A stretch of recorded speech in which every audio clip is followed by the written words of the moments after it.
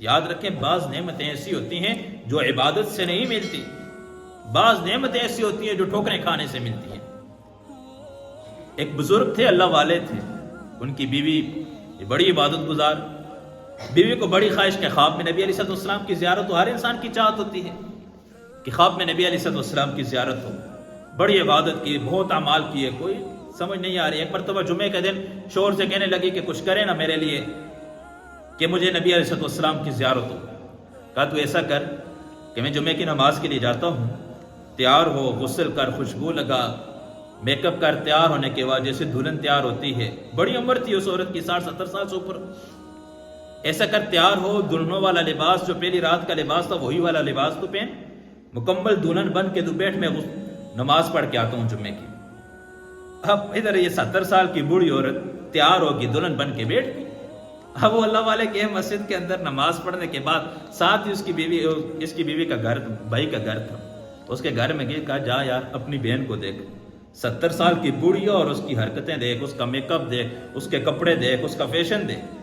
بھائی وہاں سے آیا، یار کیا اتنی بزرگ بہن میری تھی، یہ کیا کہہ رہا ہے؟ اب جیسے وہ گھر میں آیا نا، تو یہ پیر صاحب نے خطبات فقیری میں لکھا ہے یہ بات، تو جیسے آیا تو دیکھا کہ تو بہن کو دیکھا تو یہ عمر دیکھو اور اپنی حالت دیکھو، شرم نہیں آتی کہ اس عمر کے اندر یہ لباس پہن کے بیٹھی ہو، اس عمر کے اندر میک اپ کر کے بیٹھی ہوئی ہو؟ جوانی میں یہ چیزیں اچھی بھی لگتی ہیں، ہاں عورتوں کے لیے آیا ہے، کرنا چاہیے، میک اپ کا جتنا سامان ہے کوئی استعمال کرنے میں حرج نہیں ہے۔ اگر یہ یہودیوں کی اس قسم کی کمپنیاں نہ ہو یا آپ کو پتہ ہے اس کے اندر حرام چیز نہیں ہے تو اس کے استعمال کرنے میں کوئی حرج نہیں۔ عورت کے لیے آیا ہے، فیشن کرے، خاوند کے لیے کرے، یہ نہیں ہے کہ فیشن کر کے باہر دنیا میں جا کے غیر محرموں کے سامنے پھرے، بازار میں چکر لگائے۔ عموماً ایسا ہوتا ہے، آپ نے دیکھا ہوگا عورتیں جو ہوتی ہیں بازار کو جانے کے لیے اسپیشل تیار ہوں گی، گھنٹہ لگائیں گی، وقت لگا کے تیار ہوگی، اور خاوند کے لیے اسی طریقے پہ کچھ بھی نہیں۔ حالانکہ شریعت کہتی ہے کہ خاوند کے آنے کا وقت ہو اس سے پہلے گھر والی کو تیار ہونا چاہیے، بے شک جتنا بھی وقت گزر جائے شادی کا۔ نہیں، ہمارے ہاں کیا ہوتا ہے، بیوی خاوند کے لیے تیار نہیں ہوگی لیکن بازار گھومنے کے لیے جائے گی، بازار کسی شاپنگ کے لیے جائے گی۔ ہاں عورت کا بازار جانے کا مسئلہ وہ الگ مسئلہ ہے کہ عورت بازار جا سکتی ہے یا نہیں جا سکتی۔ خیر اگلے جمعے پہ انشاءاللہ یہ مسئلہ میں تفصیلاً بیان کروں گا کہ عورت بازار جا سکتی ہے، کن شرائط کے ساتھ بازار جا سکتی ہے۔ بازار جاتے ہوئے وہ میک اپ بھی کرے گی لیکن گھر کے اندر اس کا کیا حال ہوگا، دیکھنے کا دل نہیں کرے گا۔ عموماً ایسا ہوتا ہے۔ تو اس نے ٹھیک ٹھاک، خیر بات کہاں سے کہاں نکل گئی، تو وہ بزرگ جو تھے، اس کا بھائی آیا، اس بیوی کا بھائی تھا، وہ آیا، اس نے باتیں شاتیں سنائی، خیر وہ روئی، روتے اس کی آنکھ لگی، سو گئی۔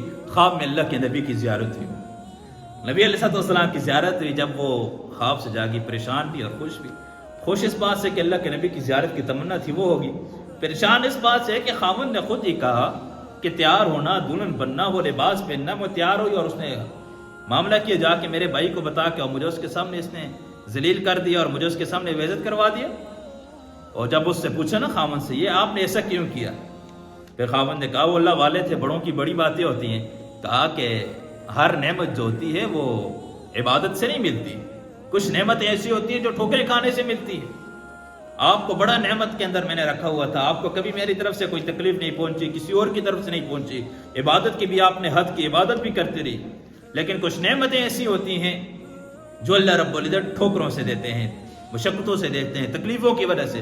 تو حالات کا آنا، تکلیفوں کا آنا، یہ اس بات کی علامت نہیں کہ یہ فاسق اور فاجر و گناہگار انسان ہے، بلکہ اللہ گناہ بھی معاف کرتے ہیں، درجات بھی بلند کرتے ہیں۔